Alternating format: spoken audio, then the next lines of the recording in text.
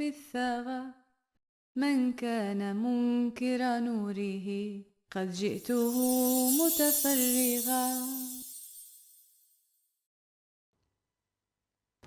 Bismillahirrahmanirrahim. Pemirsa MTA yang dirahmati oleh Allah Ta'ala, dalam hidup ini, rasa takut ialah sesuatu yang manusiawi. Kita takut kehilangan orang yang kita cintai, takut rezeki terhenti, takut masa depan tidak seperti yang kita harapkan, takut dikhianati, takut difitnah, takut pada sesuatu yang bahkan belum terjadi. Kadang rasa takut itu tidak muncul karena bahaya yang nyata, tetapi karena pikiran kita sendiri. Kita takut sebelum sesuatu itu benar-benar terjadi. Kita gelisah sebelum musibah datang. Kita lelah bahkan sebelum ujian itu menimpa. Dari hati yang terlalu bergantung pada dunia, dari jiwa yang merasa semuanya harus dikendalikan sendiri, dari keyakinan bahwa keselamatan ada di tangan manusia. Dan seringkali di tengah rasa takut itu kita justru mencari perlindungan ke tempat yang keliru. Kita berlindung pada kekuatan sendiri, seolah-olah kita mampu mengendalikan semuanya. Kita berlindung pada jabatan, merasa aman selama posisi masih di tangan. Kita berlindung pada relasi, merasa tenang selama ada orang yang membela. Bahkan kita berlindung pada manusia, padahal manusia itu sendiri lemah dan tidak berdaya. Namun semakin kita bersandar pada selain Allah, semakin rapuh pula ketenangan kita. Karena apapun yang kita jadikan sandaran apabila bukan Allah, ia pasti terbatas. Ia bisa hilang, ia bisa berubah, dan ia bisa dikecewakan. Dan ketika sandaran itu runtuh, yang tersisa hanyalah rasa takut yang semakin besar. Dan disinilah manusia mulai menyadari bahwa yang sebenarnya ia cari bukanlah kekuatan, melainkan perlindungan. Bukanlah kendali atas dunia, melainkan rasa aman di dalam hati. Dan disinilah Al-Quran mengajarkan kepada kita satu kalimat sederhana, namun sangat dalam maknanya, bahwa perlindungan sejati tidak pernah ada pada makhluk, melainkan hanya pada Allah semata. Assalamualaikum warahmatullahi wabarakatuh. Pemirsa MTA yang dirahmati Allah, alhamdulillah kita kembali dipertemukan di bulan Ramadan, bulan yang penuh berkah, rahmat, pengampunan, dan introspeksi diri dalam program Gema Ramadan bersama saya Ihsan Komarul Zaman. Pemirsa MTA yang dirahmati Allah, alhamdulillah kita kembali dipertemukan di bulan yang penuh berkat, yang mana Allah Ta'ala mendidik kita untuk kembali menyadari siapa diri kita dan kepada siapa seharusnya kita bersandar. Bulan Ramadan mengajarkan kepada manusia bahwa manusia tidak hidup hanya dengan makanan, tetapi hidup dengan ketenangan hati. Pada kesempatan kali ini kita akan merenungkan salah satu surah pendek, namun sangat dalam maknanya.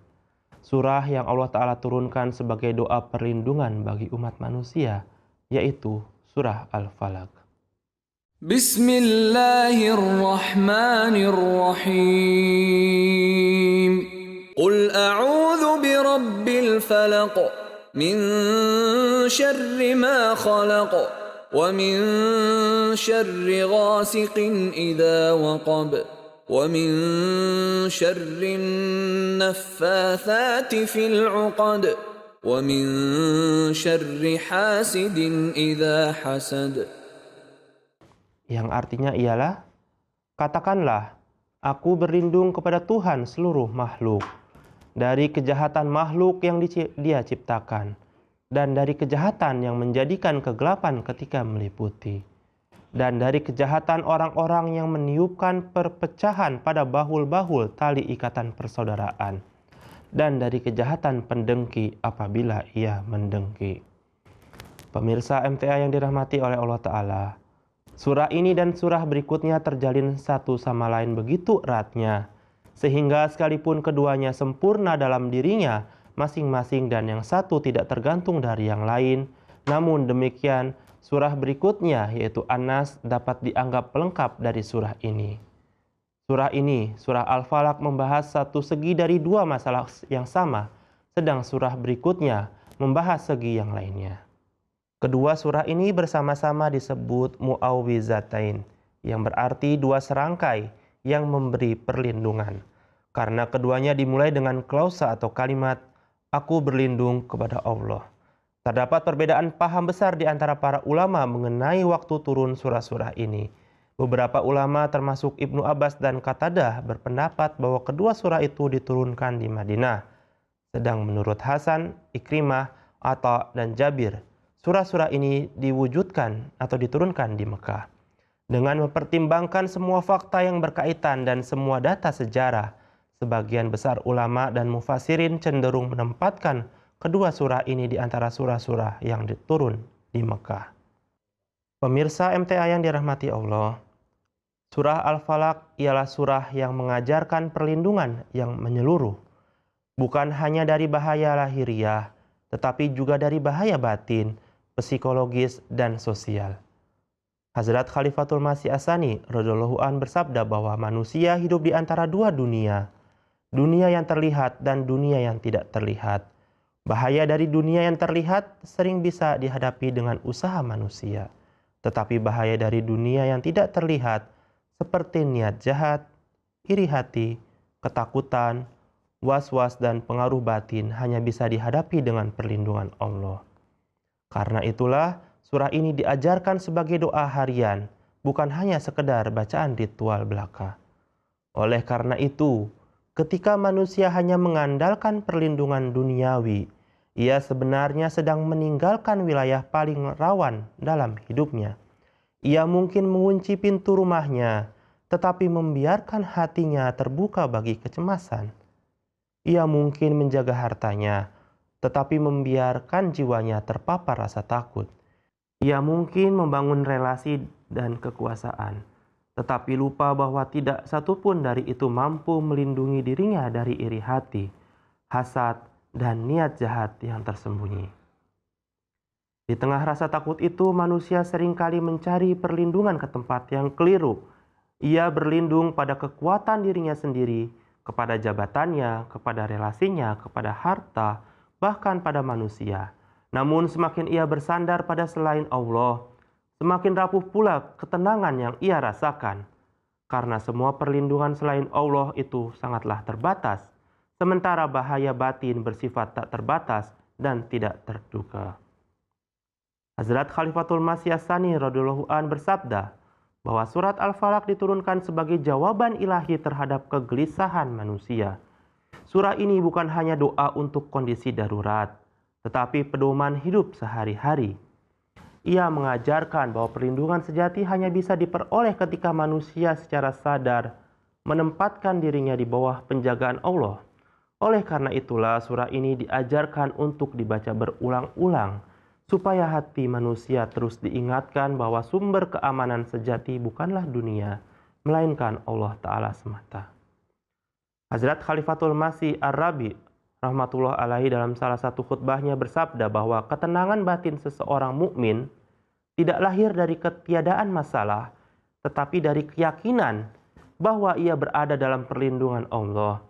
Ketika keyakinan ini hidup di dalam hati, maka rasa takut tidak menguasai jiwa, melainkan berubah menjadi tawakal dan ketenangan.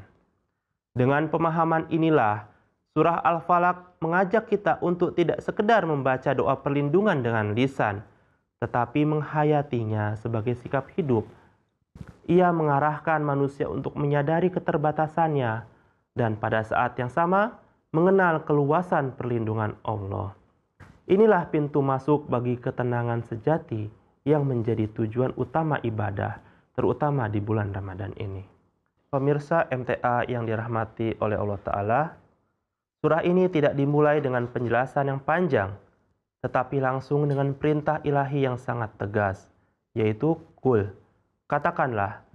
Dalam tafsir Kabir dijelaskan bahwa penggunaan kata Qul ini menunjukkan bahwa doa perlindungan ini bukan hanya anjuran pribadi, akan tetapi perintah universal bagi setiap orang yang beriman. Allah tidak berkata berdoalah, tetapi berkata katakanlah, yang artinya perlindungan ini harus diucapkan, disadari, dan dipahami secara mendalam. Doa yang hanya terlintas di dalam hati tanpa kesadaran penuh tidak memiliki kekuatan pendidikan ruhani yang sama dengan doa yang diucapkan dengan penghayatan. Dengan kata kul inilah Allah mengajarkan bahwa perlindungan sejati dimulai dari pengakuan lisan dan kesadaran akal, bukan dari refleks ketakutan semata. Lebih lanjut, Hazrat Khalifatul Masih As-Sani radhiyallahu an bersabda bahwa perintah kul juga mengandung pelajaran tentang tanggung jawab individu dalam keimanan. Tidak ada orang lain yang bisa mengucapkan doa perlindungan atas nama kita. Setiap orang harus berkata sendiri, yaitu aku berlindung. Ini menunjukkan bahwa dalam segala urusan keselamatan batin, manusia tidak bisa sepenuhnya bergantung pada orang lain, bahkan tidak pada orang soleh sekalipun, melainkan ia harus membangun hubungan langsung dengan Allah Ta'ala. Dengan demikian, Surah Al-Falaq mendidik manusia untuk menjadi pribadi yang sadar, bertanggung jawab, mandiri secara spiritual. Berkenaan dengan kata kul ini, Hazrat Masih Maud alaihissalam bersabda, perintah kata kul mengajarkan keberanian iman. Orang yang benar-benar berlindung kepada Allah tidak menyembunyikan ketergantungannya pada Tuhan, akan tetapi dengan tenang menyatakan bahwa keselamatannya datang dari Allah, bukan dari kekuatan dunia. Kemudian kata selanjutnya yaitu a'udzu, aku berlindung. Di dalam surah Al-Falaq ini, kata ini bukan hanya sekedar mengucapkan ketakutan, tetapi pernyataan sikap ruhani. Kita berlindung kepada Allah berarti mengakui bahwa manusia tidak memiliki kekuatan mutlak untuk melindungi dirinya sendiri. Hazrat Khalifatul Masih As-Sani radhiyallahu an menegaskan bahwa orang-orang yang benar berlindung kepada Allah ialah orang yang menyerahkan hasil, akibat, dan keselamatan dirinya kepada Tuhan setelah melakukan usaha yang wajar. Dengan kata lain, perlindungan ilahi tidak meniadakan usaha manusia, tetapi menyempurnakannya dengan tawakal. Lebih lanjut, beliau juga menjelaskan bahwa banyak orang yang mengucapkan doa perlindungan ini, akan tetapi dalam praktiknya tetap menggantungkan rasa aman kepada selain Allah, kepada kekuasaan, kepada harta, ataupun manusia yang lain. Di sini, Hazrat Khalifatul Masih As-Sani radhiyallahu an menegaskan bahwa perlindungan semacam itu bersifat rapuh karena semua selain Allah bersifat terbatas dan fana. Surah Al-Falaq datang untuk memutus ketergantungan batin manusia dari makhluk dan mengarahkannya sepenuhnya kepada Sang Pencipta. Hazrat Masih Maud alaihissalam bersabda bahwa hakikat perlindungan ilahi bukanlah sekedar diselamatkan dari musibah, tetapi dilindungi dari dampak buruk musibah terhadap iman dan akhlak manusia. Seseorang bisa saja tertimpa kesulitan, akan tetapi hatinya tetap tenang dan imannya tidak goyah. Maka ia sesungguhnya berada dalam perlindungan Allah. Dan inilah dimensi perlindungan yang sering tidak dipahami oleh manusia. Lebih lanjut, Hazrat Masih Maud alaihissalam bersabda bahwa orang yang menganggap dirinya cukup kuat untuk menghadapi keburukan tanpa pertolongan Allah, pada hakikatnya sedang membuka pintu kehancuran dirinya sendiri. Kemudian, birabbil falaq. Qul a'udzu birabbil falaq, yaitu Tuhan yang membelah kegelapan. Kalimat Rabbil Falaq memiliki makna simbolik yang sangat dalam. Falaq berarti membelah, khususnya membelah kegelapan malam dengan cahaya subuh. Hazrat Khalifatul Masih As-Sani radhiyallahu an menjelaskan bahwa manusia sering terjebak dalam malam kehidupan, malam ketakutan, malam kesedihan, malam tekanan batin, dan malam kebingungan. Dengan menyebut Allah sebagai Rabbul Falaq, Allah mengajarkan bahwa tidak ada kegelapan yang bersifat permanen. Setiap malam memiliki potensi subuh, dan setiap kesulitan memiliki potensi jalan keluar apabila manusia berlindung kepada Allah semata. Kemudian, Hazrat Khalifatul Masih As-Sani radhiyallahu an bersabda bahwa ini bukan sekedar fenomena alam, akan tetapi ini simbol spiritual.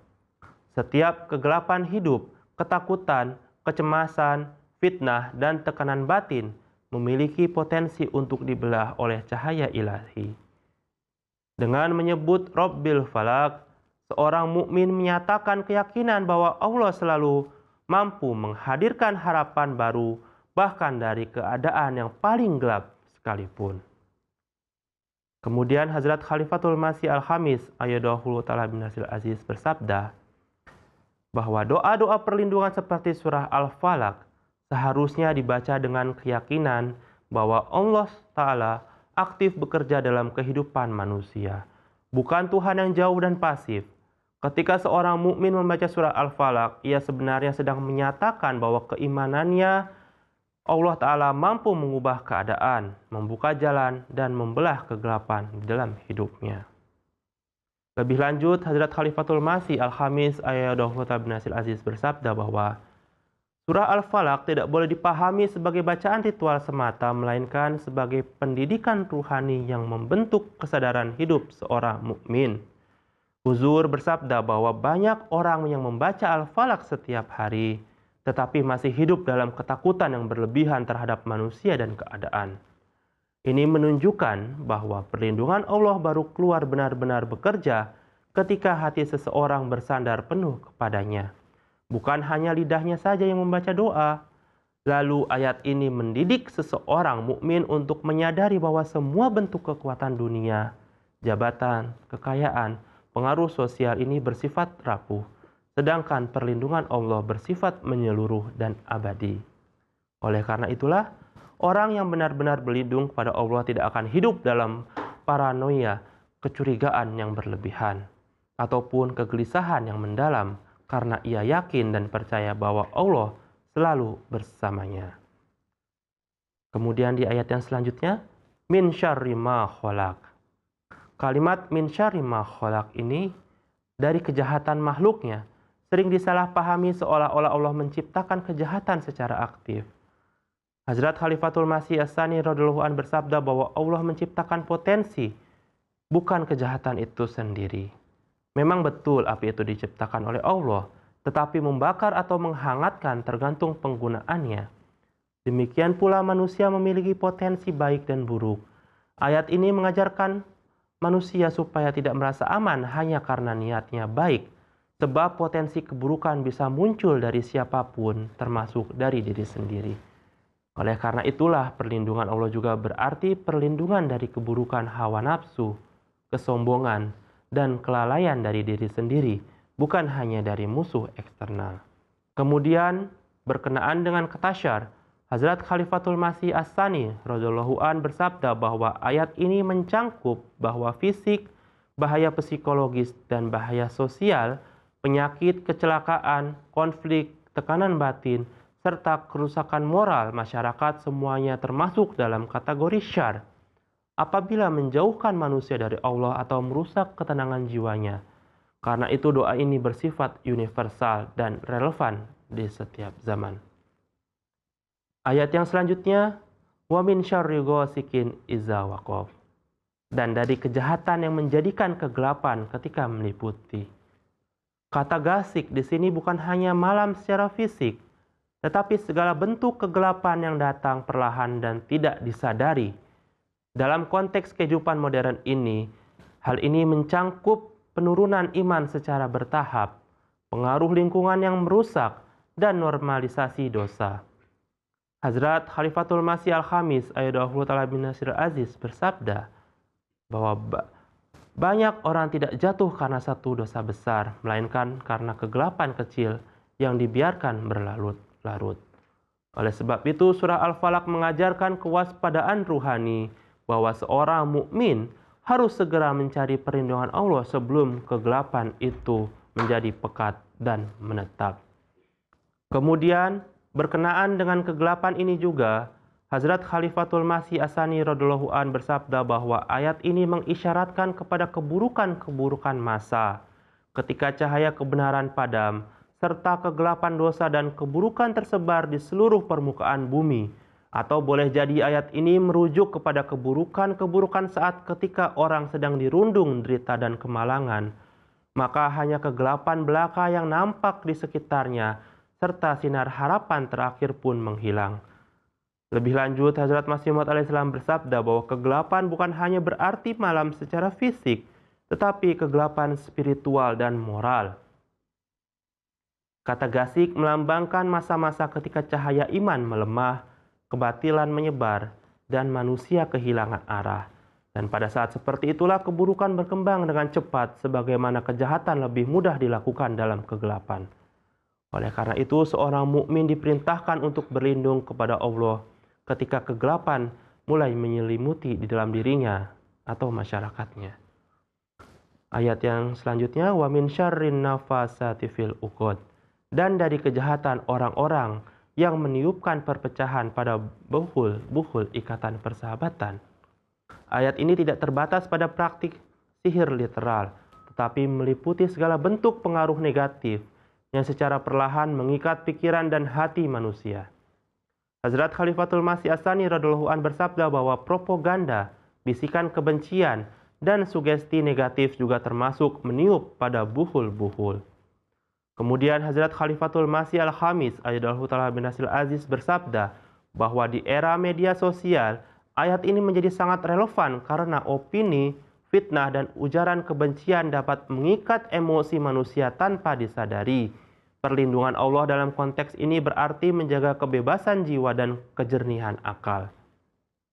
Kemudian, di dalam tafsir sagirnya, Hazrat Khalifatul Masih As-Tsani radhiyallahu anhu bersabda, isyarat dalam ayat ini rupanya ditunjukkan kepada mereka yang membisikkan bisikan kata-kata jahat dan menyebabkan ikatan-ikatan serta persahabatan-persahabatan yang tulus jadi berantakan dan menimbulkan pikiran pada orang-orang semangat melawan kekuasaan yang sah atau melanggar sumpah ketidaksetiakawanan. Lalu dengan demikian berusaha menimbulkan keresahan dan perpecahan di kalangan umat Islam dan menimbulkan di antara mereka kecenderungan pecah belah. Surah ini membahas segi duniawi kehidupan manusia dan sedang surah berikutnya membahas segi ruhaninya. Manusia dihadapkan kepada macam-macam bahaya dan kesulitan dalam kehidupan ini.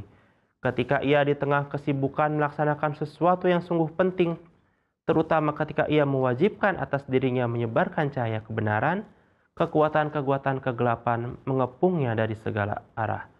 Dan ketika ia nampak akan berhasil, orang-orang yang mempunyai rencana-rencana jahat menghalangi jalannya dan menimbulkan segala macam rintangan dan kesulitan kepadanya. Akan tetapi ketika ia pada akhirnya akan mencapai pada mahkota keberhasilan, orang-orang berwatak dengki berusaha menjauhkan dia dari memperoleh buah usahanya. Sebagai penjagaan terhadap segala macam rintangan, kesulitan dan bahaya dalam menempuh jalan hidupnya, orang mukmin diperintahkan agar memohon pertolongan dan bantuan dari Rabbul Falak yang memberi cahaya ketika kegelapan mengepung dari setiap arah dan melindunginya dari rencana-rencana jahat, tukang-tukang fitnah, dan juga dari persekongkolan jahat para pendengki.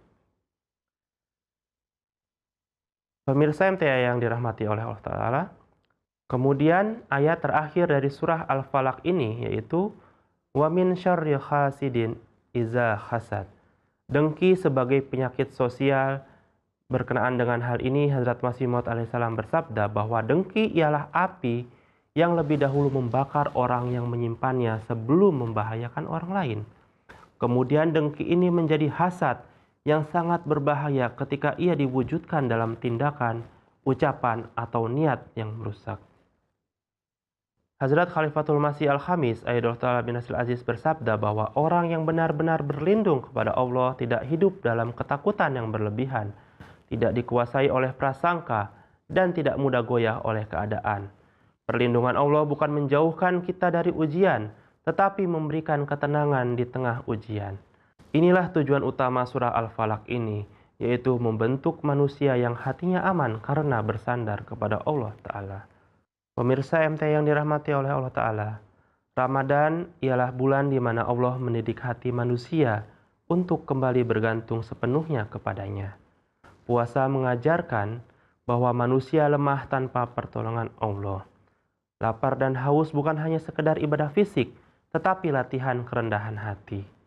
Dalam suasana Ramadan, surah Al-Falaq mengingatkan kita bahwa perlindungan sejati tidak datang dari banyaknya harta, kuatnya pengaruh atau luasnya relasi sosial, akan tetapi dari kedekatan hati dengan Allah. Bulan Ramadan ialah waktu terbaik untuk membersihkan hati dari hasad, dari prasangka, dari ketakutan yang berlebihan, dan dari ketergantungan kepada selain Allah. Siapa yang menjadikan Allah sebagai tempat berlindungnya di dunia ini, maka ia sedang membangun benteng ruhani yang akan menjaganya sepanjang hidupnya. Marilah kita berhenti sejenak menghadap keridhaan ilahi seraya berkata, Ya Allah, kami berlindung kepadamu dari keburukan yang tampak dan yang tersembunyi. Lindungilah hati kami dari dengki, jiwa kami dari ketakutan, dan hidup kami dari niat buruk manusia. Jadikan Engkau tempat kami kembali dan satu-satunya perlindungan sejati kami. Amin, Allahumma amin. Pemirsa MTA yang dirahmati oleh Allah Ta'ala, demikianlah episode Gema Ramadan kali ini. Sampai jumpa di episode berikutnya dengan pembahasan surah Al-Quran lainnya. Jazakumullah. Wassalamualaikum warahmatullahi wabarakatuh.